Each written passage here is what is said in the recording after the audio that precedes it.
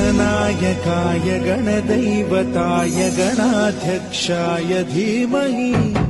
गुणशरीराय गुणमण्डिताय गुणेशानाय धीमहि गुणातीताय गुणाधीशाय गुणप्रविष्टाय धीमहि एकदन्ताय वक्रतुण्डाय गौरीतनयाय धीमहि